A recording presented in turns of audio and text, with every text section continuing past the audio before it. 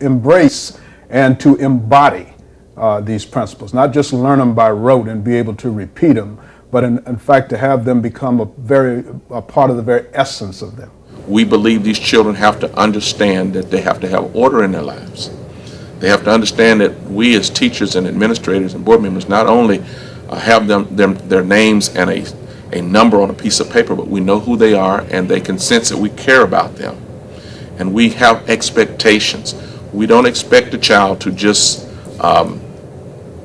maintain or just be normal. We expect them, we set the bar high. We expect for them to reach for the bar instead of lowering the bar to what certain stereotypes say they should be. We're trying to build the character of these children so that we can get away from all the negative feedback that black children get and black parents get as far as not wanting to be a part of their child's education and the children not wanting to learn or not being able to learn. Get away from always being labeled as SLD or ESC when sometimes a child might just need a chance to get into a smaller classroom and just be noticed. The children appear to be very receptive to the school's strict rules and guidelines. At Joseph Littles-Nguzo Saba, you won't see any sagging pants and exposed underwear, nor will you see midriffs or skirts that are too short. A remarkable phenomenon in a time when children are heavily influenced by today's powerful hip-hop culture. Once you line up, you're supposed to be in the honor position. There should be no talking. Am I correct? As teachers escort their classes throughout the school building, the children are asked to form what is known as the honor position, which entails the children quietly lining up in single file with their right hand gripping the left in front of their bodies. What I need you to do is time for lunch. We're going to line up quietly in the honor position. Thank you very much, boys and girls. Quietly in the honor position. The honor position is not a submissive posture. Instead, it teaches the children to respect their elders and fellow students at all times. The 7 principles of Nguzo Saba are also having a positive effect beyond school hours.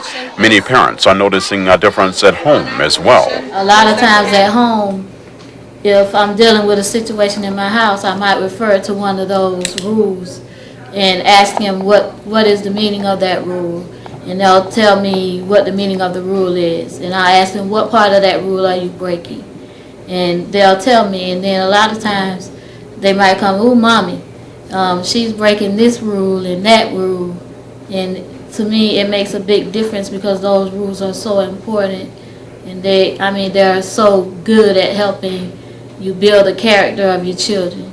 I really am impressed. I appreciate the school a lot because they have made a lot of differences in as far as my children's education, as far as our family living, as you know, as us working together, and by them having a total different outlook on their attitudes and their prosperities and so forth. So I think they're so much more proud of themselves when they hear people talking, when they hear negative words like nigger and the different languages that they use these days to describe each other, like the negative rap artists, the way they rap and stuff. I think my children don't care to listen to that stuff anymore. It plays a big part. I mean, such a big part in them. When I first came to Joseph Littles, I was very hyper. And Mr. Gailka started to put me in different activities so that I can get rid of some of my energy. As I got rid of some of my energy, I began to become smarter academically. And I began to make my mom proud of me. And one day my mom asked me this one question: what do you want to be when I grow up? I said, I'm going to have to think about that. And I have that question. I have the answer to that question. I want to join the Air Force when I grow up. And I realized that people just don't wake up and say, oh, I want to be this, I want to be that. They work hard at it. And that's what I'm doing here at Joseph Littles.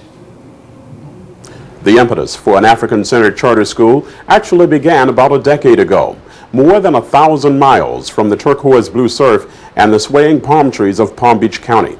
It was a period when African Americans across the nation were frustrated by increasing violence, a bleak economic outlook, and deteriorating neighborhoods.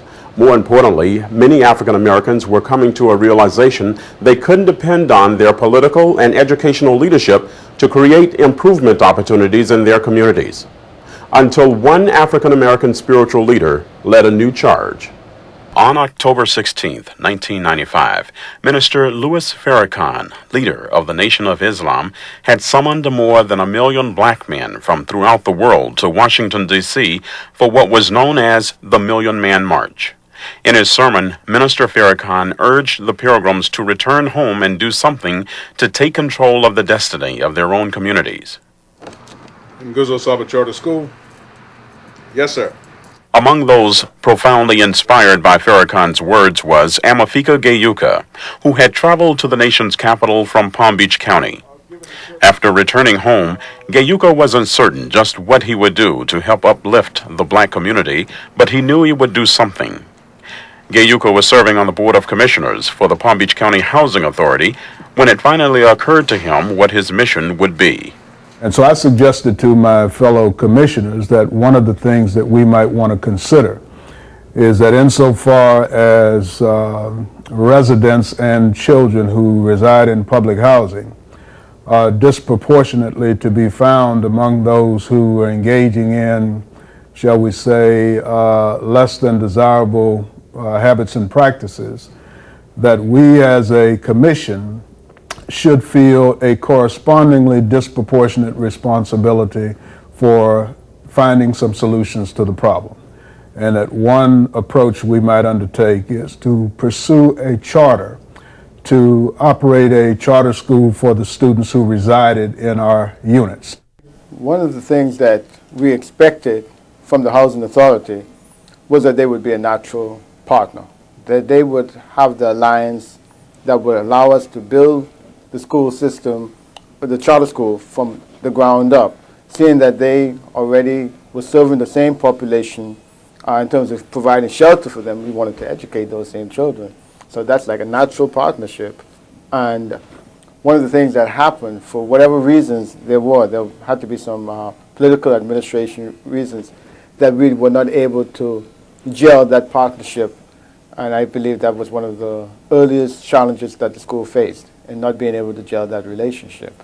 In fact, resistance from the Housing Authority was the first in a long line of challenges Gayuka and the other founders would face after the school opened some 5 years following the Million Man March. It should be noted that although inspired by the Million Man March, the Joseph Littles-Nguzo Saba Charter School is not affiliated with the Nation of Islam. Joseph Littles-Nguzo Saba was among the first charter schools granted in Palm Beach County. During that time, the new concept of charter schools was already drawing fire from some opponents who believed charter schools would drain coveted funds from mainstream public schools. Starting an Afrocentric charter school was like pouring gasoline on the fire. When you add to that the element or the idea of an African-centered charter school, you are probably at minimum quadrupling the degree of difficulty involved, because first of all, there are not that many folks around this part of Florida who can identify or will identify with the ideology of Afrocentricity or African-centeredness, if you will. And at the same time, there are those who might be inclined, because of their genuine concern